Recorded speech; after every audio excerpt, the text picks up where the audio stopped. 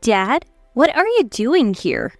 I just couldn't help but shout, because there he was, Dad, lying in the scorching sun in the backyard, inside a broken old tent like the ones I remember from my childhood. Don't worry about it, it's the usual thing." Dad's weak response left me speechless. Living in the family home, Dad had injured his leg and was now staying with my brother Steven and his wife. Steven always said Dad was doing fine and his daughter-in-law Mia would laugh, assuring me she was supporting him. I was told Dad was too busy making new friends at the hospital and enjoying life to stay in touch, especially with his struggles with technology. But seeing Dad so weak and exhausted in front of me, I realized Steven's words were a lie. Dad slowly raised his hand, pointing towards something. There was, "I'm a single office worker living in the city but dreaming of working in a resort hotel. I moved away from my parents' urban home to live alone in the countryside. My parents, Tanner and Rose, were in a car accident 2 years ago. Only Mom passed away. Dad injured his leg in that accident and was deeply depressed from losing Mom. Dad and Mom, always together, were known as lovebirds in the neighborhood. Dad, an indoor person, would travel regularly with Mom, who loved trips. They had the accident on the way back from a trip and Dad survived alone, constantly lamenting, 'Why did I survive and not Rose?' His leg injury and the loss made him retreat further indoors. With my job, I could only do so much in terms of home care. I felt guilty seeing Dad so down, but thankfully, I had my younger brother Steven. Living near our parents' home, Steven and his family occasionally checked in on Dad. Steven and his family lived near our parents' home, so they checked in on Dad from time to time. Dad's gotten quite weak. I said, "Well, they were lovebirds. It's understandable. We live nearby, so Eleanor, don't worry and focus on your work." Steven responded. When I thanked him, Steven said, "Recently, the recession has really hit our income. We need to start saving. How about you, Eleanor?" He said with a laugh. "That's tough. Thankfully, the hotel is doing well with the return of international tourists. I have been extremely busy lately with lots of overtime. I had a lot of overtime, but that also meant extra pay, so I wasn't struggling financially. In fact, I have received a raise and believe I'm earning more than most of my peers. The challenging part, however, is the lack of personal time." Steven had never spoken about financial troubles like this before. He mentioned they have been cutting back on food expenses, nearly reaching their limit every day. He hasn't bought new clothes in over a year and obviously hasn't been able to travel. They wanted to start a family, but even just the two of them were struggling to make ends meet, so having children wasn't an option right now. As I worried about how desperate their situation might be, Steven said something while we were at his house. "Dad's leg has gotten much worse and he needs some help. We're thinking of living together to take care of him." Mia, sitting next to Steven, chimed in. "We figured it's a good way to save money and look after Tanner too. It's like killing two birds with one stone." I replied, "That's really helpful. Please let me know if there's anything I can do to assist." I expressed my thanks then and there. "Thanks. Keep up the good work, Eleanor," Mia said happily. So Steven's family decided to move in with Dad for caregiving and to save money. Dad and Steven hadn't always been close. Steven often stayed out late and Dad frequently scolded him during his student days. They barely spoke after Steven graduated and stopped visiting the family home. I rarely saw Dad and Steven talk as adults, so Steven's willingness to live with Dad surprised me. It was easy to guess they were struggling financially. I know how significant saving on rent and living expenses can be, living alone as I do, but I honestly felt anxious about whether they would provide proper care. Since I couldn't visit often due to work, I regularly called Steven. "How's Dad doing, Steven?" "He's starting to smile a bit more these days." "Is caregiving enough? Sorry to leave it all to you." "It's been 3 months since we started living together. We're getting used to it." Initially worried, I felt relieved that Steven's family seemed dedicated to supporting Dad, allowing me to focus on my work. Years passed, and after summer ended, I decided to visit my parents' home for the first time in years. To avoid surprising them, I called Steven. "Hey, Steven, it's been a while." "Oh, long time no see. How are you? Think you can make it home this year?" Steven's cheerful voice reassured me. "Yeah, work's finally settled down. Thinking of visiting for a couple of days." That's right, drive safely coming back. Thanks, let Dad and Mia know too. I couldn't reach Dad on the phone, so I told Steven and then returned to our parents' room for the first time in years. This was the longest I had ever been away from the family home. Since Mom passed, I worried about Dad and tried to visit as much as I could. But knowing Steven's family was living with him and being really busy with work, I hadn't visited in years. The family home in the city felt even hotter than where I lived. Thinking about the continuing heat wave, I finally arrived sweating profusely. Then I saw a broken tent in the front yard that I didn't recognize. Was this tent always here? Curious, I approached the tent, but sensing someone inside, I rushed into the house. I'm back. Eleanor, welcome back. You look so pale. What happened? Mia, surprised, noticed my ashen face. I think someone is in the tent. I hastily reported to Mia, who had greeted me. Then Mia responded with something unexpected. Oh, it's Tanner. Mia answered calmly. What? Dad in a tent on such a hot day? I hurried to check inside the tent. There, Dad was lying down as if he had collapsed. Mia, I'm calling an ambulance. Dad's completely out of it.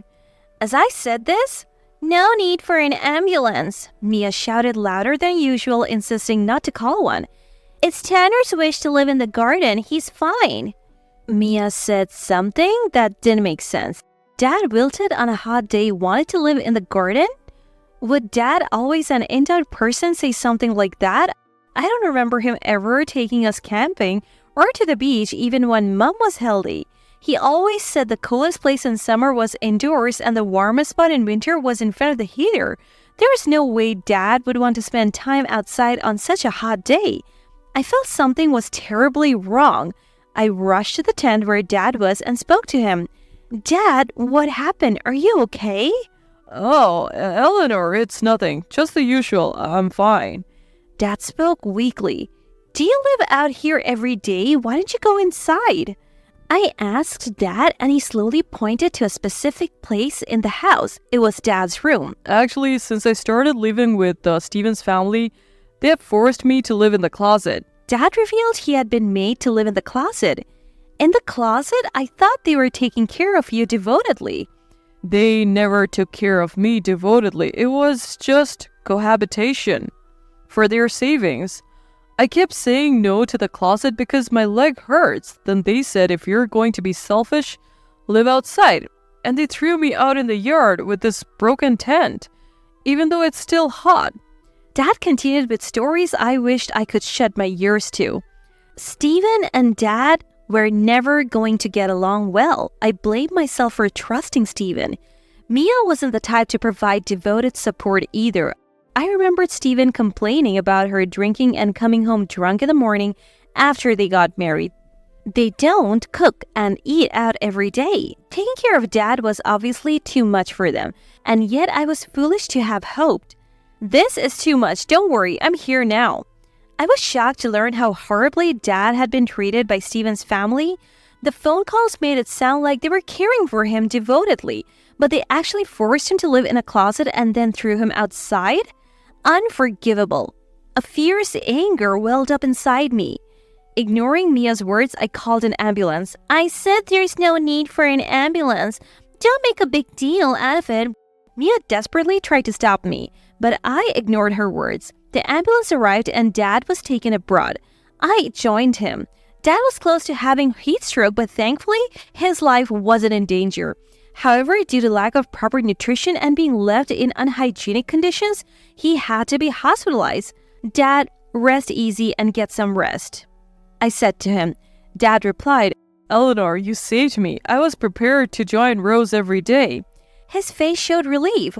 What are you talking about? You've got a lot more living to do, Dad. Thinking that Dad had been living each day as if it were his last, I almost burst into tears. But I kept a bright smile in front of Dad. I went back to our parents' home to gather Dad's belongings for his hospital stay. Steven, Mia, let's make sure you understand what's happened with Dad. I confronted them about their treatment of Dad. We just acted badly because we hoped Tanner would leave. Mia confessed casually. Yeah, surprisingly stubborn. Didn't want to leave at all. Stephen said nonchalantly. They both seemed aware they were treating Dad terribly. They laughed mockingly as they talked about their harsh treatment intended to drive him out. Do you realize what you're saying? It's good he's still alive, but if something had happened, you would be criminals. That's an exaggeration. We fed him and checked on him once a day. Stephen said, treating his father like an animal. He's being hospitalized because he wasn't given proper food. What do you think of Dad? It's his house and you're trying to kick him out? Stephen and Mia showed no remorse and started making excuses. We didn't want to live here. We chose to move in because of financial troubles, but caregiving was harder than expected. Stephen said. Mia added, that's why we tried to put him in a facility, but Tanner really hated the idea of leaving this house full of memories with Rose. They even tried to kick us out, Stephen said, portraying themselves as victims.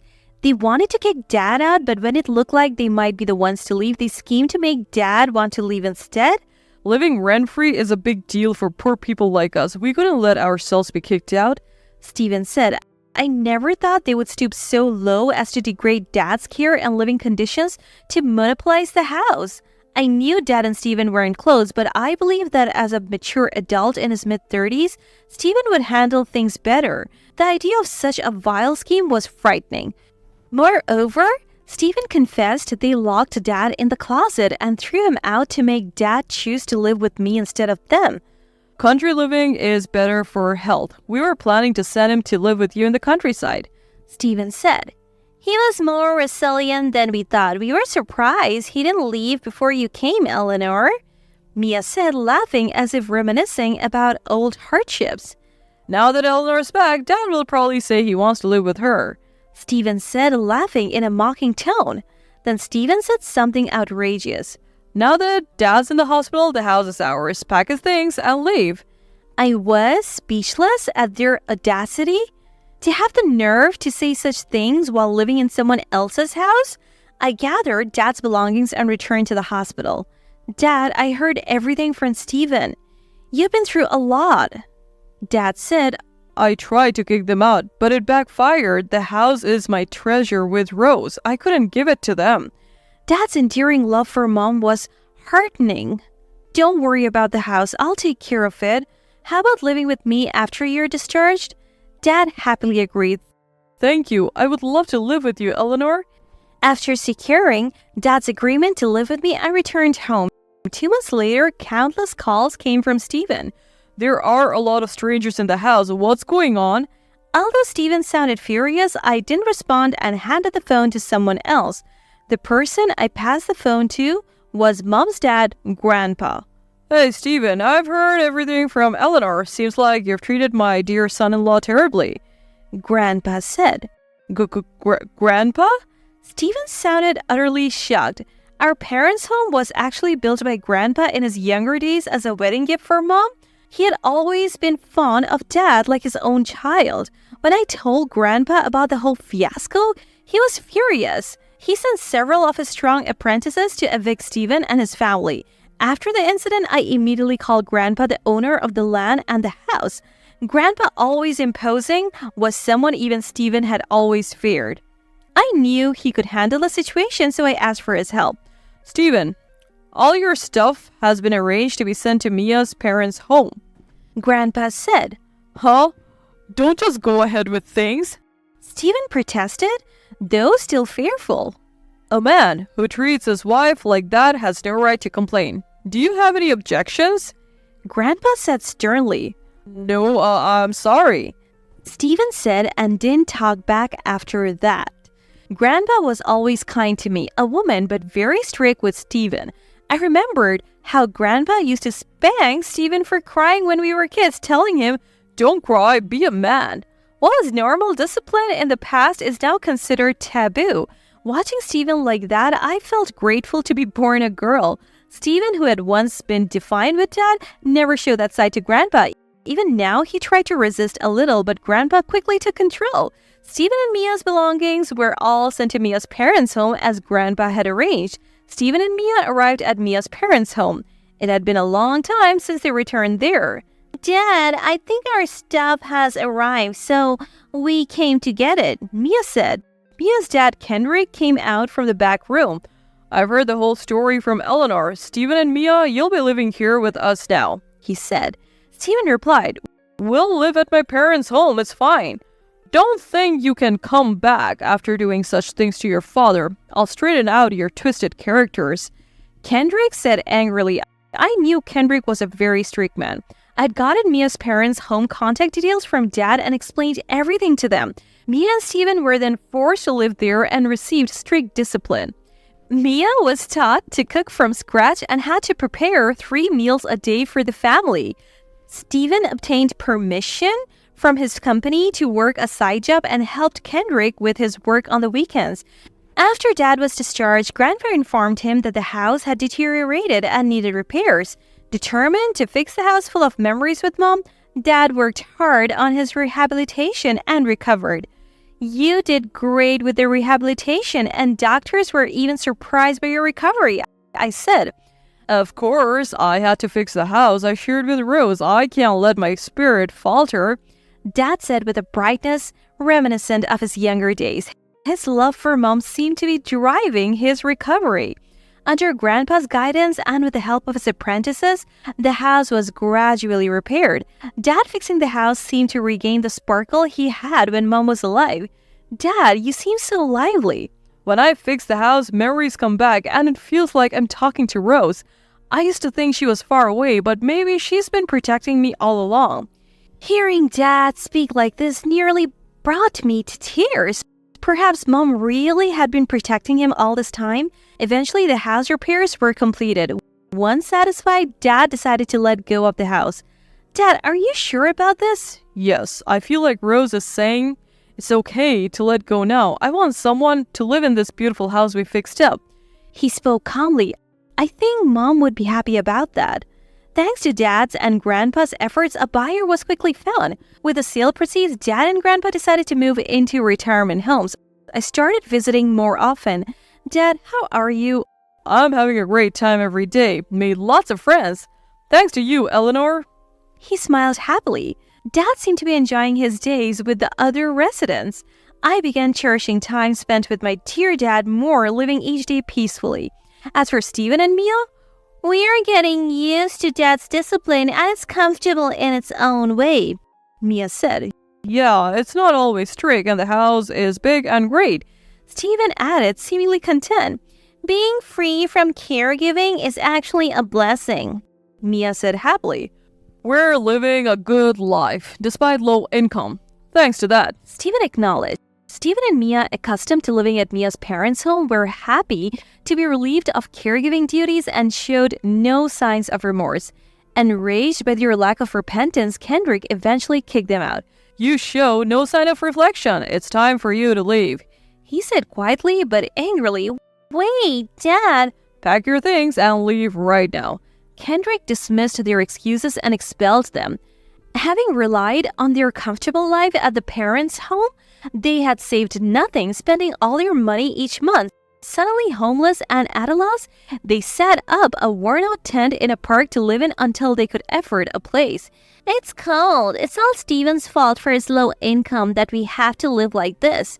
Mia blamed Stephen. The tent is from my parents' home, but I bought a new sleeping bag, so stop complaining. Besides, I'm working 7 days a week with no days off, Stephen retorted irritably.